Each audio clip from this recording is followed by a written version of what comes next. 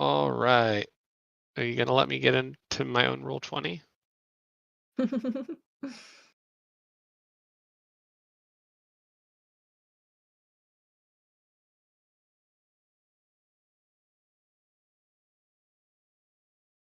Is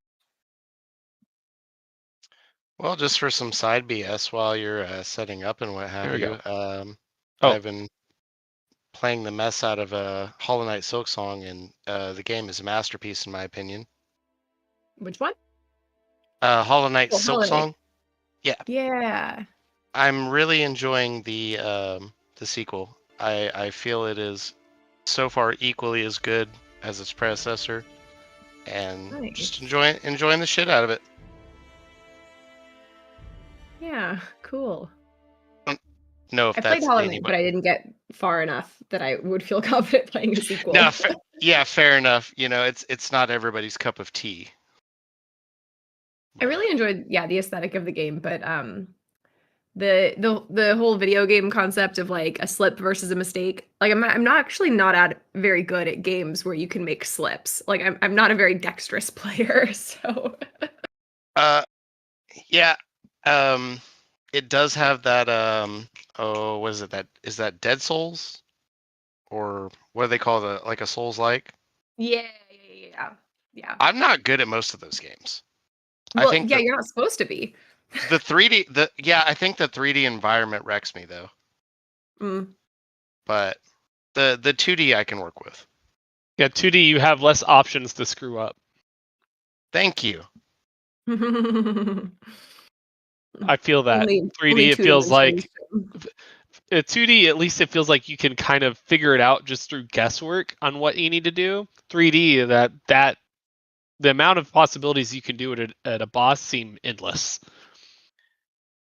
Yeah, the best I ever did at a Souls like was Elden Ring, and I did respectful, but still not even close to those that, those that walk that path.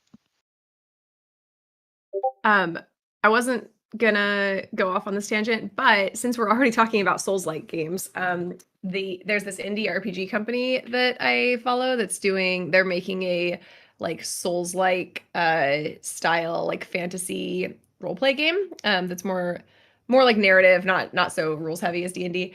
And they were soliciting like writing things for like equipment lists, and so I dropped in the self-promotion channel my entry for this writing contest of this like Souls like gear, like Elden Ring style. Okay.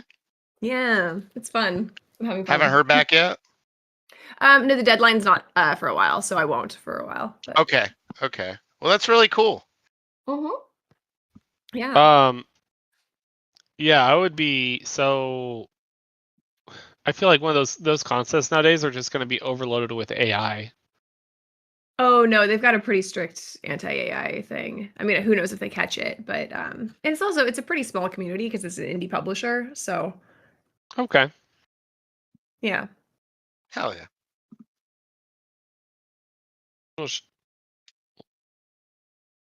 This is pretty neat. Chameleon cloak.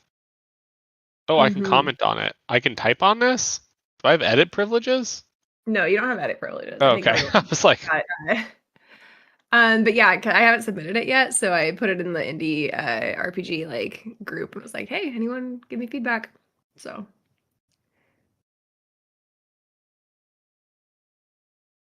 Okay.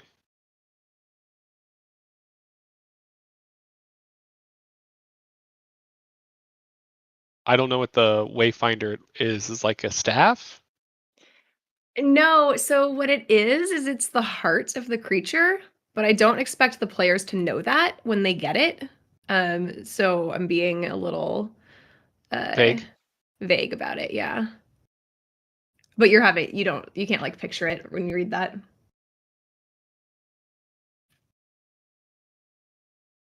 Okay. Well, I was switching gears. I'm ready if you guys are. Yeah, for sure. Okay.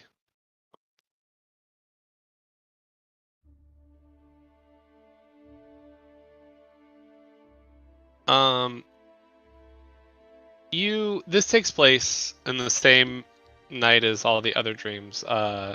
This night before in Kresk, sleeping on the floor with your party. But you are restless in the night. Even while you sleep, you feel like you have one eye or one ear open. You're never truly safe. You drift into your slumber and you kind of reach up. You reach up to feel your face, like maybe reflexively, maybe looking for the mask, the edges of the mask that you can't find. And your face feels warm as your mind drifts into darkness and the world fades and sound stretches thin. But your dream starts not with sight, but maybe with child's laughter. Very light, very bell-like. It's your laughter. You almost don't recognize it. It echoes through this vast black expanse, bouncing as if maybe in an empty hall, reverberating like the minor echoes, but in this the blackness, kind of like maybe you're in outer space. It ripples and then peels away like a skin or a silk. These as it peels away, it kind of reveals, kind of like a stage. The curtain being pulled away, you see duskwood trees like knit together into a deep green forest. You see like moonbeams filtering through the trees, like tiny little silver threads. You see fireflies, lanterns. Everything feels larger than it would normally for you, like towering, because you're much smaller. You're a child, barefoot, clutching something soft in your hand. Just a ragged piece of clothing. Is it embroidered with some feathers? You recognize your mother's lullaby, like drifting through the forest. Something doesn't feel right. It's like this, the picture in front of you is not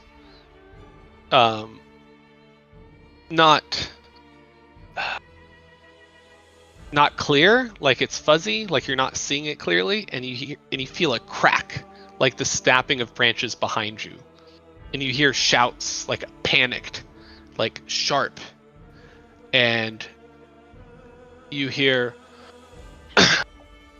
"Rowan, keep running! Run!" Can you make an athletics check? Yeah, I can.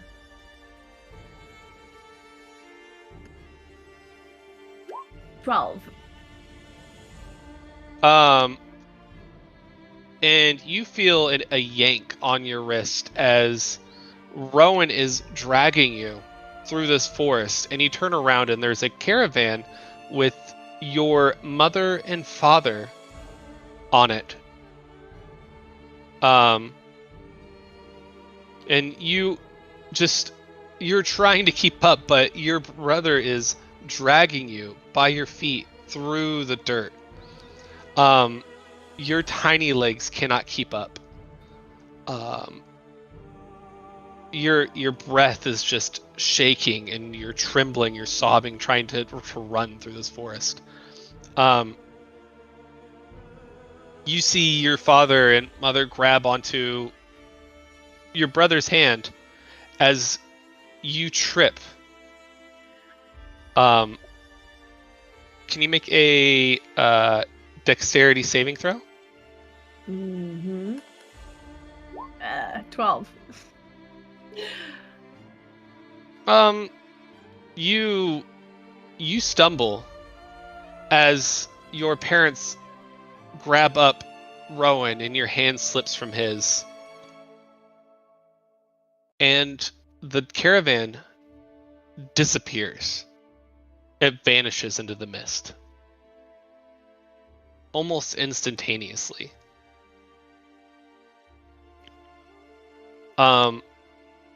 Your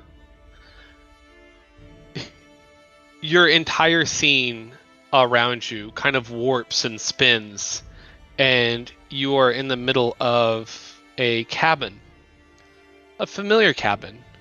It's smaller. It's like a shop. You see lots of maybe potions or plants all over this interior. Vines kind of going up the sides of the walls. Very busy and homey looking. Mm-hmm. And you hear from above you as you look up is, "Oh, my poor little Sprout." And you see Jenny Greenteeth. Mm-hmm. But her silhouette is wrong. It's different than what you've seen before. It's she looks much younger. Her much thinner. Her smile is very wide and full and full of life than what you saw maybe earlier in the campaign. Mm-hmm. She crouches and tilts her head a bit and says, "Little one, I think you may have gotten separated from your roots. Are you okay?" No, I'm lost. You're lost. How can I help? Am I still a child? Yeah, you're still a child. Okay. You feel as if this just happened to you. Yeah. Leora's gonna cry. And I'm gonna tell her that I want my mom. You see, like, Jenny's expression soften, and she puts her arm on your shoulder and brushes your cheek, and it's almost terrifyingly gentle. Your mama can't reach you, and neither can your papa, and your sweet brother. She brushes a tear from your cheek. But fear is a poison for little ones. And you, my blossom, you are going to drown in it if I don't do something now.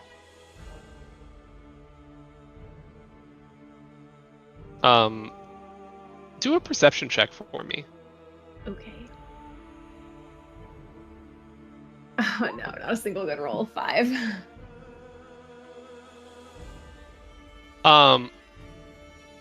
You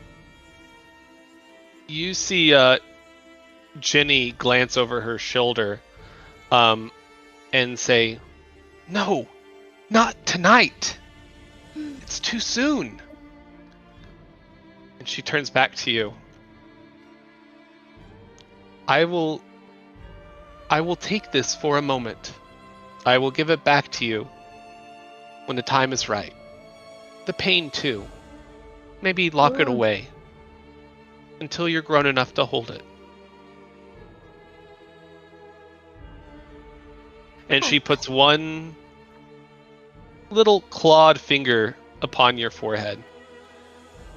And you feel a burst of cold, like a surge of green radiance fills your vision. And you gasp. And your worries and your feelings kind of float away into a light ecstasy. Like you don't even know why you were upset. Your family is fine. They'll be back. There's nothing to worry about. Did you even have a family? Did you have a brother? It kind of fades through your fingers like kind of like trying to hold water in your hand. It just kind of slips through, and it's not something that you really worry about. And this whole scene, you're kind of looking on maybe a few feet away now. As in the forest, it was in first person, but this, you're kind of like aside from it. You're kind of looking into it like a scene as this all takes place. The perspective kind of shifted. So now you're just kind of backing away from your past self. And Jenny Greenteeth kind of steps away and walks towards the end of the wall and looks in your general direction. Not yourself on the floor who was just crying, but you. And says, as if to no one, "If you can hear me now, the seal is cracking. Good luck, Lior." Can I use rewritten verse in a dream? What would you like to do? I will trade a level of exhaustion for passing my perception check and being able to see who Jenny Greenteeth was talking to.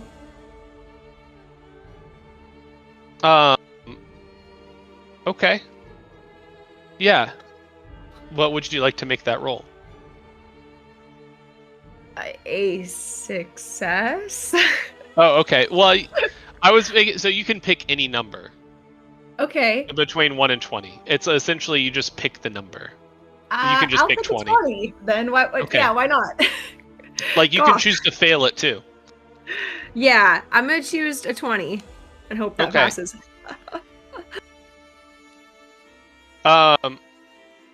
So you can see, like if we rewind a bit and you peering through the steep, dark part of this cabin, there is a silhouette in the chair, and with a 20, you can make out it's Madame Eva. Okay. Okay.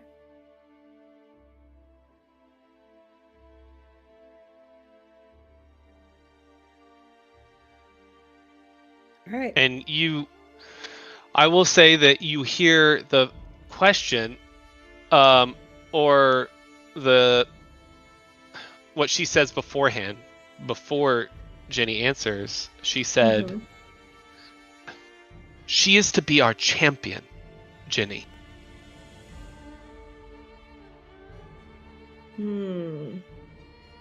Okay.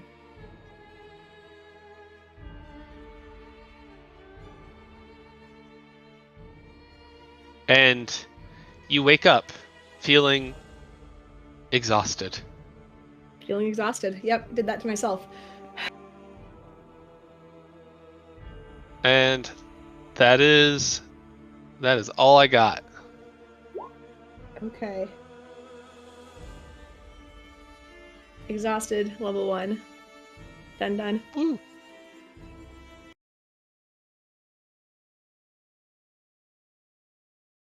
Do I know what this ragged clothing item embroidered with feathers is? Like, is that a memory that I have of my past, or is that new knowledge?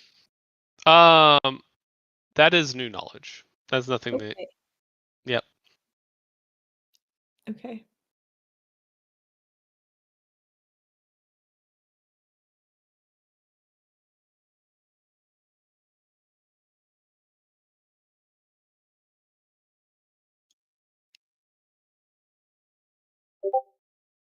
Okay. And let's see if my thing updated. I don't know how it's displaying exhaustion. It is not. It's not one of the conditions. It's a special condition. That's right. Mm-hmm.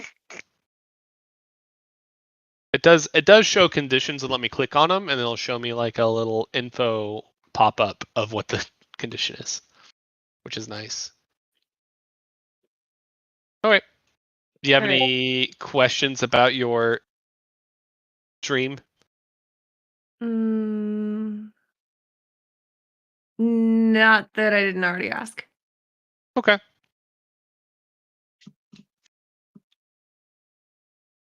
Yeah, I literally was only going to give you all that information if you got a 20, so that was probably a good usage of that. So I was listening to that, and when Lena said what she said, she's like, pass. I'm like, in my head, I'm like, well, obviously. And then when you started explaining it, I'm like, so what are the possible outcomes or mechanics of that? You know? Yeah, it is exciting my curiosity to think of like what's a condition where I would want to use rewritten verse to fail. Well, I guess it says any previous roll, not just mine. Well, and also like that's true. If there is like a mechanical use of like that choice, like like choosing a 5 for a regular fail as opposed to a 1 for a hard fail, like I don't know, my brain was just spinning on that whole deal. It's a cool power. Glad I got most to stuff. Yeah. But that just means you're exhausted for this boss battle. I am, and I'll take it. This is a trade-off I decided to make. Well, isn't it only 1 level of exhaustion, and don't we get 3? No, you get 6 and then you die, I believe. Okay. So we're doing the second set of rules for the 20 rules for exhaustion. Or is it 2024? 2024 rules for exhaustion, where it's just like a negative to every roll. Yeah. Oh wow. -2 to D20 tests. Yeah, that's rough. Oof. That's just with 1 level of exhaustion? Yeah, and then it goes up to -4, -6, -8, -10. Oh, and then wow. And I also get -5 to my speed. Oh goodness. That's actually a good learning lesson. You said legacy rules, so also disadvantage on ability checks? No, just that you don't need to double up on that. Just the -2 on everything. -2 on everything. Okay. Yeah, I believe whatever the 2024 rules by themselves. Don't rely on me for much next session. Hey, there are non-rule things.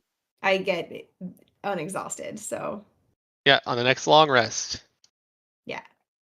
And then or hear me out, being raised from the dead reduces your exhaustion level by 1. Oh, that's good. Just do that every time. It has got some of that, right? True. It's not like I haven't died enough, so. All right, this is just because I give this to everybody else, but this is. Oh yeah. That's given like early 90s anime horror high ultra violence vibes. I don't know. I feel like there's like a nest of flies that are about to fly out of his mouth. Oh yeah, I can see that. It's he's just a little hungry, guys. That's a little too hungry, in my opinion. No big deal. A little too hungry.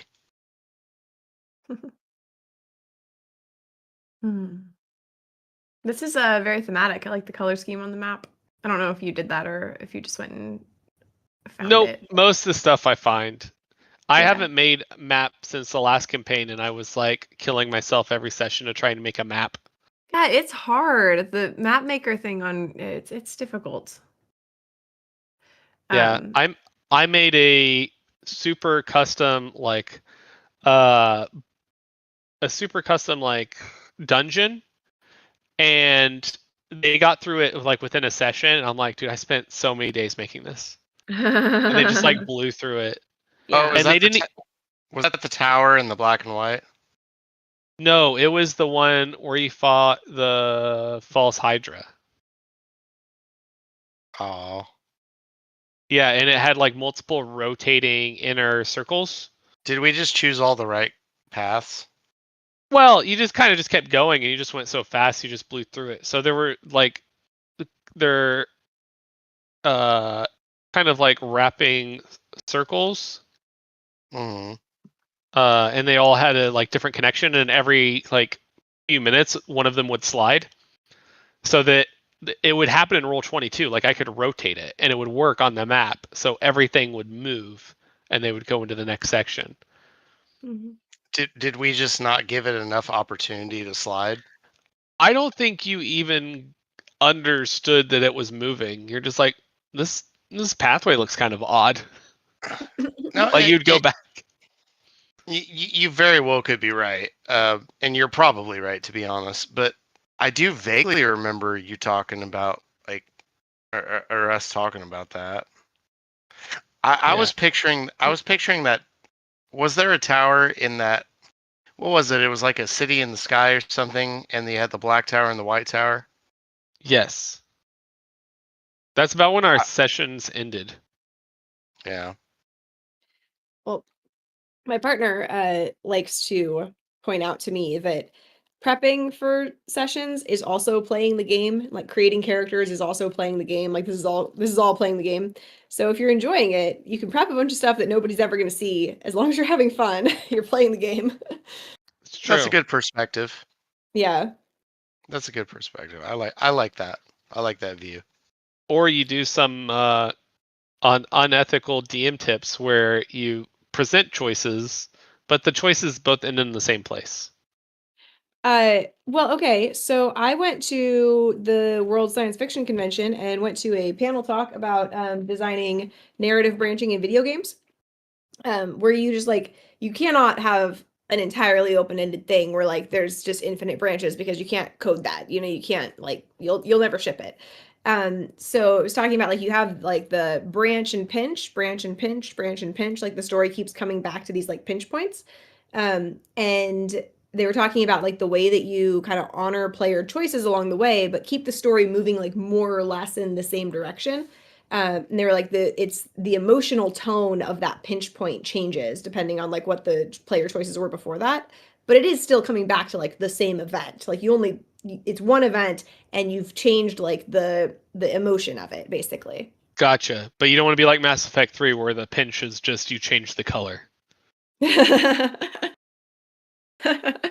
Yeah, you want it to feel like you've honored their choices, like it's like, yes, I heard you, I know what your character has been through up until this point, but you are still going to do like this thing because this thing is crucial for progressing the plot.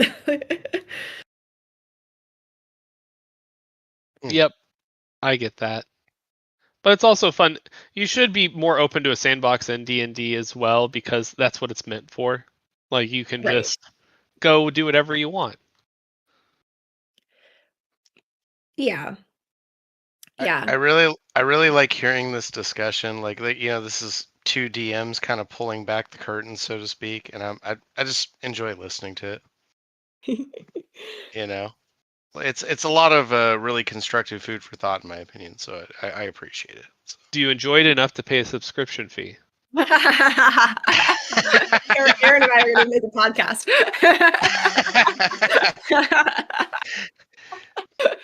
Maybe with 3 question marks. Maybe. Is there a free trial? And can I just make a new account to get a free trial? I don't think a free trial could do justice to what has been spoke to me.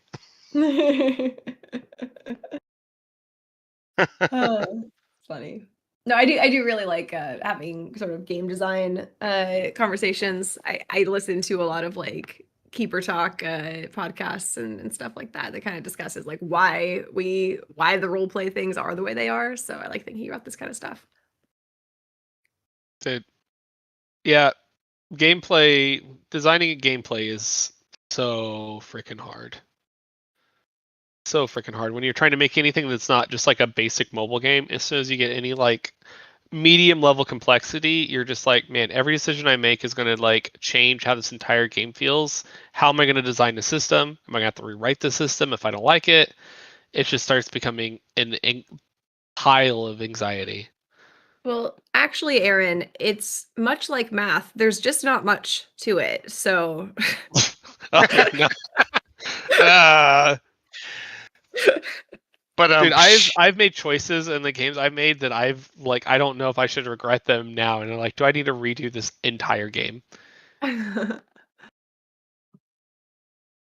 Yeah, like okay, narrative choices or like code structure choices? Like what kind of like all of these can be regrettable things, but like honestly, code structure choices makes me more anxious than narrative choices. Yeah. Gameplay kind of defines everything, even the narrative. Yeah. Yeah. Anyone who codes narrative first isn't making a game that has a lot of gameplay. Well, maybe it does, but it's not. I think that the narrative should stem from the gameplay. Yeah, so Powered by the Apocalypse roleplay systems, tabletop, they have like a collection of moves basically. So you don't have these like D&D kind of has endless mechanics, right? Like how you play your character as a warlock is different than a fighter, is different than a thief, whatever. Yes. Powered by the Apocalypse is like there's like core moves, like everyone can do these things, like you can like roll to like investigate something and get a clue or whatever, and then there's a couple that maybe are like specific to your character because of like what playbook you're playing, but that was the sort of game design advice, was like you need to start with the moves, like start with like what do the characters do when they're just existing as characters, like what are the things that they do. You should have a move that covers like the three major things that they do, because otherwise like you can come up with the best story in the world, but if people can't engage with it, it doesn't matter. Very true, because it feels like you have no agency. Yeah, well, you have to be thoughtful about the ways in which you have agency. Like a move where you can find a clue is very different from a move in which you like start a combat, right? And like maybe your game has both of those things, but like be thoughtful about how the moves interact with the narrative. 100%. Like, I mean, even in 5e, I try to do that. Even like with these weird dreams that I'm doing, I'm like, I need to have some player agency in there. Otherwise, it's just I'm talking at people, even if it is minor. Yeah. Yeah, Powered by Apocalypse. I don't know. I don't know if it would work too well with our group. I know, like David especially is like really into mechanics, like hard mechanics. Yeah, like David's playing a tactical game, and also there's some role play, and I'm playing a role play game, and also there's some tactics. Correct. And then Jesse's kind of halfway, somewhere in the middle. Jesse and Jake. Yeah, Jesse, where do you think you fall on the spectrum between tactics and role play? To be honest with you, it is probably half and half, but if I were to be a 60-40, I lean towards the role play and like the story. Yeah, I feel like I'm like 85-15 towards the role play. Like, well, because like I do enjoy the mechanics of a game, but I've never been like a min-maxer. Like, I mean, don't get me wrong, if I enjoy a game enough, I'm going to try and, for lack of a better term, get all the achievements within reason. Like, if I enjoy it enough, but like, I've never been a min-maxer. I've never like looked up like mathematical formulas to be like, this is how you do the thing. Like, I'm here for a good time. You know? And I feel like